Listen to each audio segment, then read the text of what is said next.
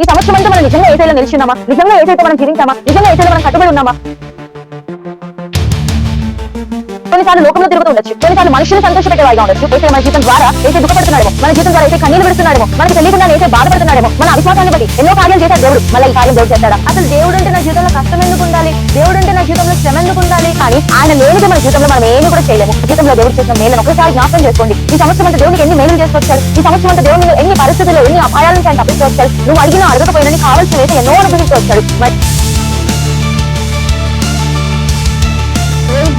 మనం క్రిస్మస్ గురించి కొన్ని విషయాలు నేర్చుకుంటూ ఉన్నాము. నిజమైన క్రిస్మస్ అంటే ఏంటి అని. నిన్న మనము హంబుల్నెస్ గురించి మాట్లాడాము, హంబుల్నెస్ గురించి నేర్చుకున్నాము. క్రిస్మస్ లో రెండో అక్షరం హెచ్. ఈ హెచ్ అనే అక్షరంతో ఇంకొక విషయం మనం నేర్చుకుందాము. లూకాసు వార్త 3:22 వచనం. పరిశుద్ధాత్మ శరీరాకారంతో పావురం వల్ల ఆయన మీదకి దిగి వచ్చెను. అప్పుడు నీవు నా ప్రియకుమారుడవు, నీ యందు నేను ఆనందించుచున్నానని ఒక శబ్దము ఆకాశము నుండి వచ్చెను. ఇక్కడున్న సందర్భం ఏంటి అని అంటే, యేసుప్రభు వారు బాప్తిసం తీసుకున్న తరువాత ఆయన మీదకు ఒక పావురం వచ్చి నిలబడినప్పుడు, ఆయన మీద వాలినప్పుడు పరలోకము నుంచి ఒక శబ్దం వినపడుతుంది. ఆ శబ్దం ఏంటి అని అంటే, తండ్రి అయిన దేవుడు మాట్లాడతారు. ఏమని అంటే, నీవు నా ప్రియకుమారుడవు, నీ యందు నేను ఆనందించుచున్నాను, నీ యందు నేను ఆనందించుచున్నాను, నీ యందు నేను సంతోషిస్తున్నాను అని మాట్లాడతారు. అంటే రెండో హెచ్ ఏంటి అని అంటే happiness, happy, to please God, to make God happy. మన జీవితం ద్వారా యేసుప్రభు వారిని, మన జీవితం ద్వారా తండ్రిని మనం సంతోషపరిచినప్పుడు మాత్రమే నిజమైన క్రిస్మస్.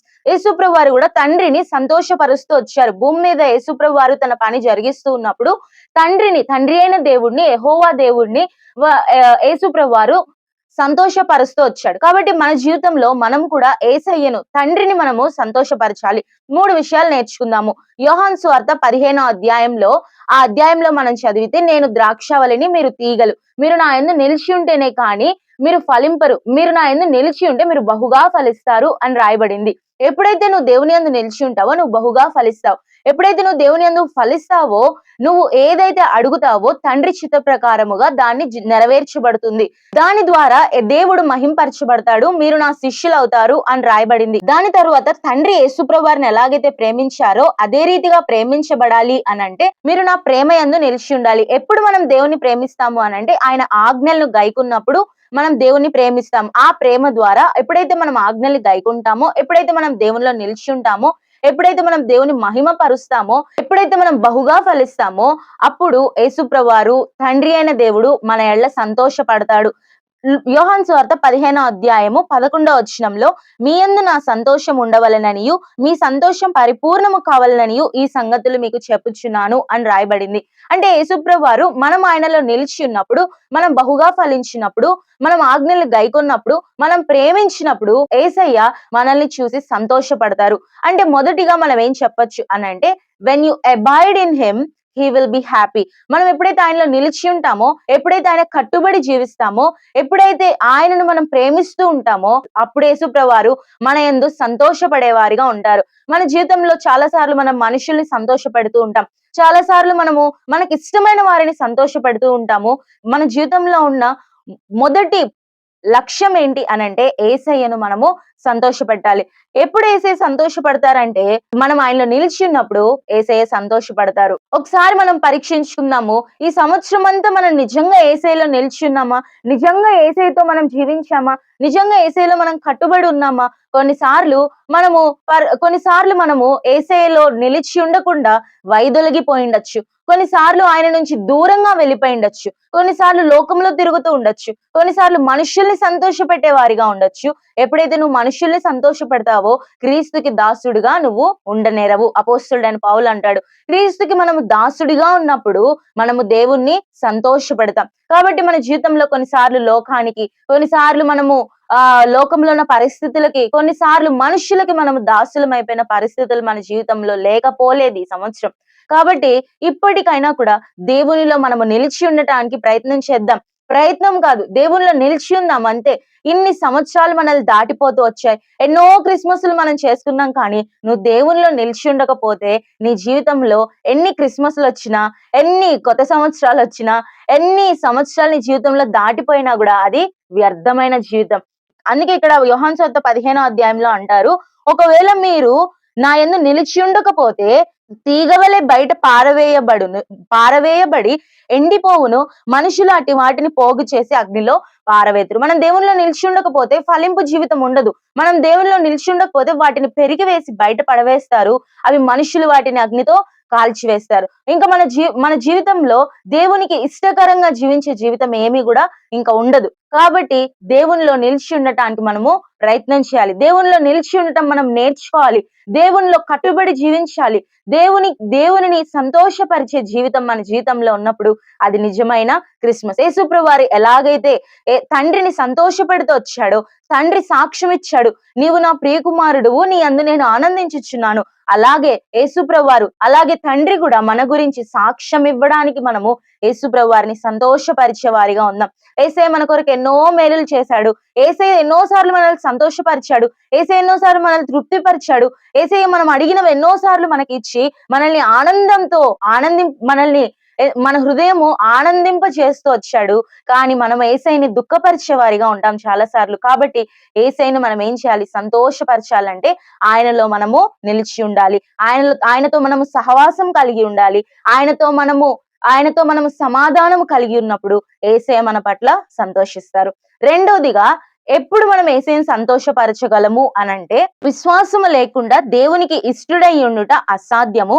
దేవుని వద్దకు వచ్చువాడు ఆయన ఉన్నాడనియు, తను వెదుకు వారికి ఫలము దయచేవాడనియు నమ్మవలెను గదా.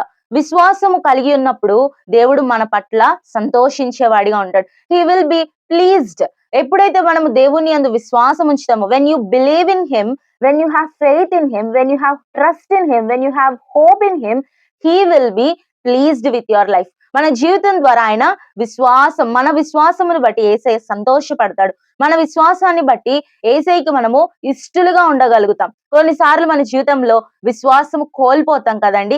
పరిస్థితులను బట్టి, లోకంను చూసి మనం విశ్వాసాన్ని కోల్పోతాం. కానీ ఆ విశ్వాసము లేకుండా విశ్వాసముగా ఉండాలి.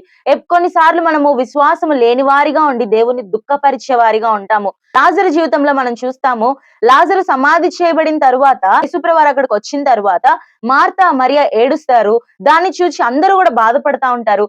వారి అవిశ్వాసాన్ని బట్టి యేసు కన్నీళ్లు విడిచెను అని రాయబడతా వచ్చింది. అంటే వారి అవిశ్వాసాన్ని బట్టి యేసయ్య వారికి ఎంతో ఇష్టం. యేసయ్యకి కూడా ఆ కుటుంబం అంటే ఇష్టం. యేసు ప్రేమించిన లాజరు అని రాయబడుతూ వచ్చింది. కానీ ఆ ప్రేమించబడిన లాజరు జీవితంలో, ఆ ప్రేమించబడిన లాజరు వాళ్ళ ఇంట్లో యేసు ప్రభు వారి మీద విశ్వాసము యేసయ్య అనుకున్న స్థాయిలో లేదు. కాబట్టి యేసయ్య దుఃఖపడుతూ వచ్చారు. ఒకవేళ ఈ రోజు మన జీవితంలో కూడా యేసయ్య దుఃఖపడుతున్నాడేమో. మన జీవితంలో కూడా యేసయ్య మన జీవితం ద్వారా యేసయ్య దుఃఖపడుతున్నాడేమో. మన జీవితం ద్వారా యేసయ్య కన్నీళ్లు విడుస్తున్నాడేమో. మనకి తెలియకుండానే యేసయ్య బాధపడుతున్నాడేమో. మన అవిశ్వాసాన్ని బట్టి ఎన్నో కార్యాలు చేశాడు దేవుడు. మళ్ళా ఈ కార్యం దేవుడు చేస్తాడా? ఈ పని దేవుడు చేస్తాడా నా జీవితంలో? అసలు దేవుడు అంటే నా జీవితంలో కష్టం ఎందుకు ఉండాలి? దేవుడు అంటే నా జీవితంలో శ్రమ ఎందుకు ఉండాలి? ఈ పరిస్థితులన్నీ మనము అనుకుంటూ ఉంటాం. కాబట్టి మన అవిశ్వాసాన్ని బట్టి యేసయ్య దుఃఖపడతాడు. ఎప్పుడైతే మన జీవితంలో విశ్వాసం కలిగి ఉంటామో యేసయ్య మన జీవితం పట్ల సంతోషపడతాడు. మనము యేసయ్యకు ఇష్టలుగా జీవించగలుగుతాం. రెండవదిగా ఏంటంటే, when you believe in him, he will be pleased with our life. He will be happy. ఆయన సంతోషపడతాడు, ఆయన ఆనందపడతాడు. మన జీవితంలో యేసయ్యని సంతోషపరిచే జీవితం మనకు లేనప్పుడు ఎందుకంటే మనం జీవించి చాలా సార్లు మనము యేసయ్య మనకు అన్ని ఇస్తున్నారు, యేసయ్య మనల్ని పోషిస్తున్నాడు, యేసయ్య మనల్ని నడిపిస్తున్నాడు, ఆయన మన జీవితంలో కావాల్సిన ఈవుల్ని ఇస్తున్నాడు మనం అనుకుంటాం. కానీ ఆయన లేనిదే మన జీవితంలో మనం ఏమీ కూడా చేయలేము. ఇన్ని కార్యాలు యేసయ్య మన జీవితంలో చేసినా కొన్నిసార్లు మనము అవిశ్వాసం కలిగి ఉంటాం. కొన్నిసార్లు అనుకుంటే మనుష్యునికి అది సహజ లక్షణమేమో. సాతాను అవిశ్వాసాన్ని తీసుకొస్తాడు. సాతాను దేవుని మీద నమ్మకాన్ని కోల్పోయే పరిస్థితులు మనకు తీసుకొస్తాడు. మన ఛానల్లో ఫ్యాక్ట్స్ ఆఫ్ ఫెయిత్ అని మనము కొన్ని విషయాలు ప్రతిరోజు షార్ట్స్ రూపంలో మనము మాట్లాడుతూ ఉన్నాం. ఆ విషయాల్లో కొన్నిసార్లు వారు విశ్వాసంలో తప్పిపోతూ వచ్చారు. కొన్నిసార్లు యేసుప్రభు వారి మీద, దేవుని మీద అధికమైన విశ్వాసం చూపిస్తూ వచ్చారు. విశ్వాస వీరుల జాబితాల్లోకి హెబ్రీయులకు రాసిన పత్రికలో ఎంతో మంది చేర్చబడుతూ వచ్చారు. ఇవన్నీ మనము నేర్చుకోవడానికి యేసుప్రభు వారు మనకి ఇవన్నీ కూడా మాదిరిగా ఉంచుతూ వచ్చారు. అబ్రహాం జీవితంలో వాగ్దానం చేసిన 25 సంవత్సరాలకు నెరవేరుతూ వచ్చింది. అబ్రహాం విశ్వాసాన్ని కోల్పోయాడా? దేవుని పట్ల విశ్వాసం ఇంకా అధికమవుతూ వచ్చింది. కాబట్టి అనేక మంది జీవితాలు ఉన్నాయి. వారందరూ విశ్వాసమును బట్టి వారి జీవిత యాత్ర ముగిస్తూ వచ్చారు. మన జీవితంలో దేవుడు చేసిన మేళ్లను ఒక్కసారి జ్ఞాపకం చేసుకోండి. ఈ సంవత్సరం అంతా దేవుడు నీకు ఎన్ని మేలులు చేస్తూ వచ్చాడు.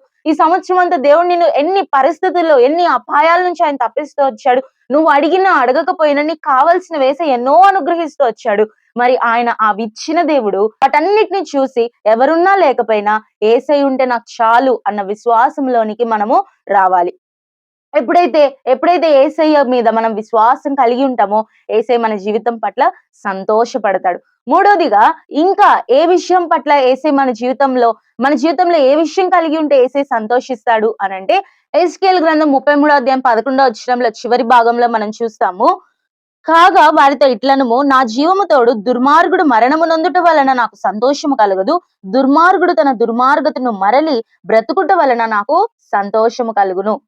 ఎప్పుడైతే మనము దుర్మార్గత నుంచి అంటే ఈవిల్ నుంచి అంటే పాపము నుంచి మన సింప్లిఫై చేయాలంటే, పాపము నుంచి మనము ఎప్పుడైతే మన హృదయము త్రిప్పివేసుకుంటామో యేసయ్య మన జీవితం పట్ల సంతోషించేవాడిగా ఉంటాడు. ఎప్పుడైతే మన జీవితంలో పాపములు క్షమించబడతాయో, ఎప్పుడైతే మనం పాపము నుంచి దూరముగా పారిపోతామో యేసయ్య మన జీవితం ద్వారా సంతోషించేవాడిగా ఉన్నాడు. మూడోది, when you confess he will be pleased with your life. కాబట్టి మన జీవితంలో మన పాపము నుంచి మనము వైదొలిగినప్పుడు, పాపమును విడిచిపెట్టినప్పుడు, పాపమును ఒప్పుకున్నప్పుడు, పాపములో జీవించకుండా మనము దేవుని మార్గముల వైపు వచ్చినప్పుడు యేసయ్య మన జీవితం పట్ల సంతోషిస్తాడు. ఇంకా నువ్వు పాపంలో ఉంటే, ఇంకా నువ్వు పాపపు కార్యములు చేస్తూ ఉంటే, ఇంకా నువ్వు లోకములో ఉంటే యేసయ్యను మనము దుఃఖపెట్టే వారిగా ఉంటాం. కాబట్టి అందుకొరకే యేసయ్య భూమి మీదకి వచ్చాడు. అందుకొరకే యేసయ్య జన్మించాడు. మన పాపములను తీసివేయడానికి, మన పాపములు ఆయన మోసుకొని వెళ్ళడానికి, మన పాపములన్నిటినీ కూడా సిలువ మ్రాను మీద కొట్టివేయడం కొరకై, మన పాపములను రక్తంతో కడిగి వేయడం కొరకై యేసుప్రభు వారు భూమి మీదకి వచ్చారు. యేసుప్రభు వారు శిశువుగా జన్మించాడు.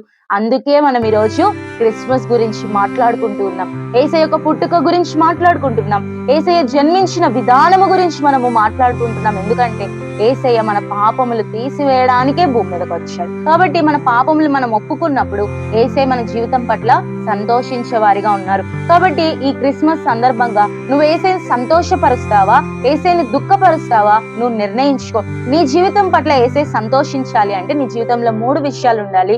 మొదటిది, ఆయనలో నువ్వు నిలిచి ఉండాలి. రెండవది, ఆయన పట్ల నీకు విశ్వాసం ఉండాలి.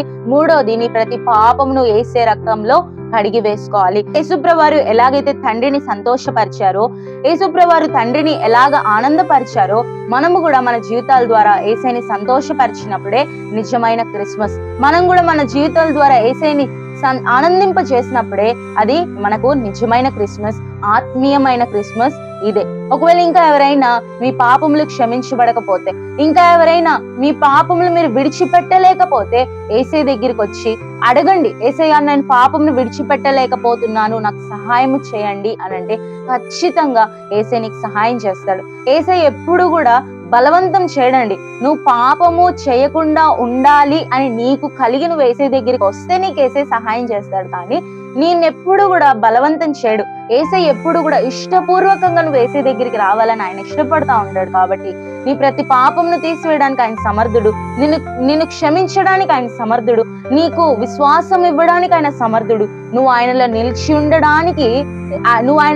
ఉండటానికి సహాయం చేయడానికి యేసయ్య సమర్థుడు. కాబట్టి ఇటువంటి యేసయ్యను నీ జీవితంలో నువ్వు కలిగి ఉన్నావా? ఒకవేళ నీ జీవితంలో యేసయ్యతో నీ సహవాసం ఒకప్పుడు కలిగి ఉండి ఇప్పుడు విడిచిపెట్టావేమో, మరలా నువ్వు యేసయ్య దగ్గరికి వస్తే యేసయ్య నేను క్షమించి మరలా యేసయ్య చేర్చుకుంటాడు. అందుకొరకే యేసయ్య భూమి మీదకి వచ్చాడు. ప్రభువా నేను పాపిని, నన్ను క్షమించు అని నీ నోటితో ఒప్పుకొని నువ్వు విశ్వాసం ఉంచితే చాలు, ఆయన నీ ప్రతి పాపాన్ని కూడా తీసివేస్తాడు. నీ ప్రతి దోషాన్ని, నీ ప్రతి అపరాధాన్ని కూడా ఆయన తీసివేసి క్షమించి ఆయన తూర్పుకి పడమరకు ఎంత దూరమో అంత వేరుపరుస్తాడు. కాబట్టి ఇటువంటి యేసయ్య నీ జీవితంలో ఒకవేళ లేకపోతే ఇప్పటికైనా యేసయ్య దగ్గరికి వచ్చి నువ్వు క్షమాపణ అడిగితే యేసయ్య నిన్ను క్షమించి నీ జీవితంలో సంతోషం ఇస్తాడు, నీ జీవితంలో యేసయ్య ఆనందం ఇస్తాడు. ఇదే నిజమైన క్రిస్మస్. యేసయ్యని మనం సంతోషపరిచినప్పుడే అది నిజమైన క్రిస్మస్. యేసుప్రభువు వారు ఎలాగైతే తండ్రిని సంతోషపరుస్తూ వచ్చాడో మనం కూడా యేసయ్యని అలాగే సంతోషపరచడానికి మనం జీవించాలి. ఇక నుంచి అయినా యేసయ్యని ఏసైని సంతోషపరచడానికి జీవిద్దాము. ఎప్పుడైతే మన జీవితంలో ఏసైని సంతోషపరుస్తామో అప్పుడే మన జీవితంలో నిజమైన క్రిస్మస్ మనము కలిగి ఉంటాం.